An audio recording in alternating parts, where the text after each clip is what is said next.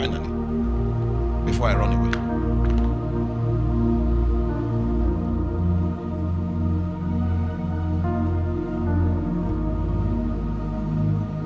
There was a day. This day was a terrible day. Somebody very significant in the family died. And this person had touched so many lives. And so the weeping was much. And the people that were depending on this person, whose lives will now be stuck in the balance because of his absence. There were so many, and their wailing was quite intense. Tears, weeping. And I happened to be one of the people that was a beneficiary of that person. So the name of the person we tell, wailing and weeping, wailing and weeping. And indeed, that person's death led to the truncation of the destinies of many people till today. But before that person's death, I found the Lord. The person's death for me was an opportunity for the Lord to show me his capacity. See, at the end of the day, the man of covenant will thrive in terrible situations. A man without covenant will be a victim of situations and circumstances. That is how we will know if you really have a walking covenant with God. When that person died, I knew that my options were not many. And what was available to me was the God I found in my sojourning. So I went to him. Because at that funeral, I knew that nobody would pay my fees. I knew that I was on my own. So I went to Jehovah. And obviously, the fees of so many people were no longer paid. I went to Jehovah. I said, there's a challenge. I don't know how I'll finish school. Can you help me?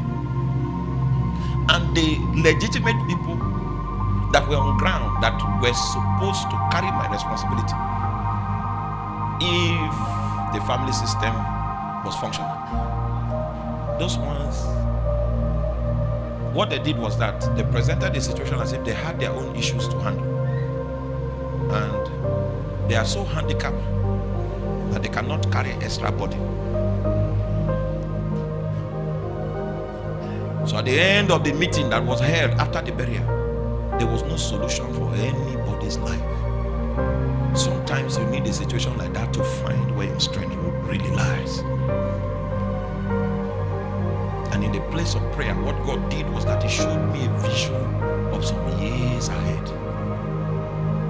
And then in that vision, I was the helper of many men. So instead of God, are you with me? Now I was praying, who will help me? The vision I saw was that I was what? There. Sometimes the things you are looking for are the exact things that God has ordained you to be, but you are not looking to the possibilities that are in God. My prayer for sustenance for school fees, it ended after that vision.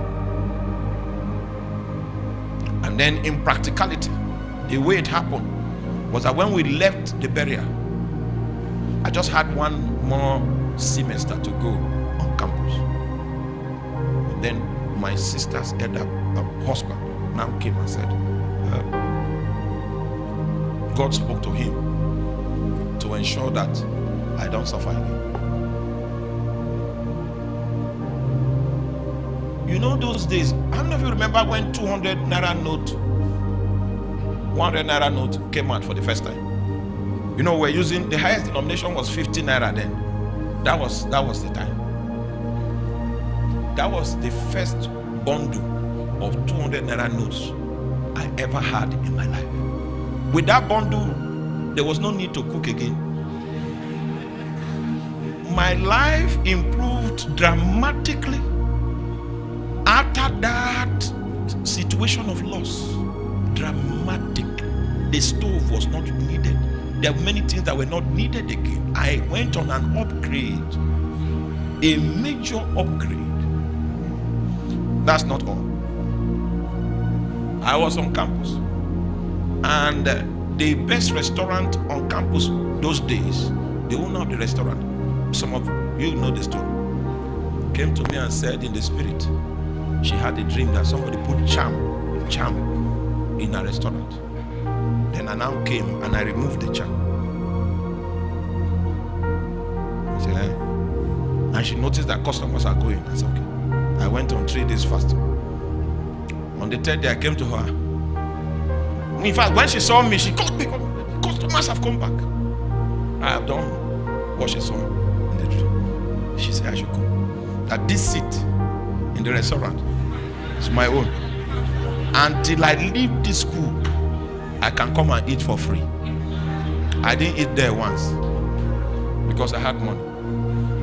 God settled those issues. I didn't eat there. All kinds of things. Supply came from different waters. My life improved from that time till now. I don't know, but I came to challenge you. I came to challenge you tonight that it is possible for you to go another step higher. So what I'm saying is, my life was not as good. When my dad was alive, my life was not as good as the life I started living when he died. That's what I'm saying. That's my testimony. Because I went to God and I now saw how God can travel over many states and touch the heart of a man and say, be responsible for that. At the end of the day, I had 3 sponsors. None of them was a direct relative, as it were. The closest was my brother-in-law. 3 sponsors. I had more than I wanted. I had more than enough. I said, oh boy, this thing they work. So when I went for youth service, before I just got to youth service, I said, we have to do that thing again. I started praying. Life after youth service. And I prayed for 1 year. And I didn't get any tangible thing. I took a teaching job. I continued the prayer.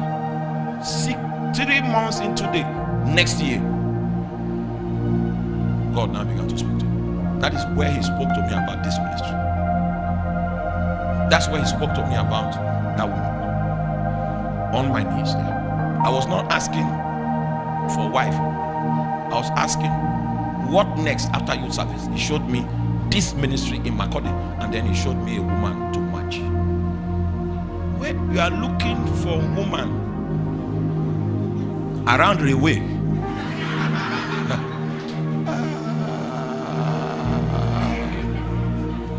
we call, you are not alone, you have a covenant partner.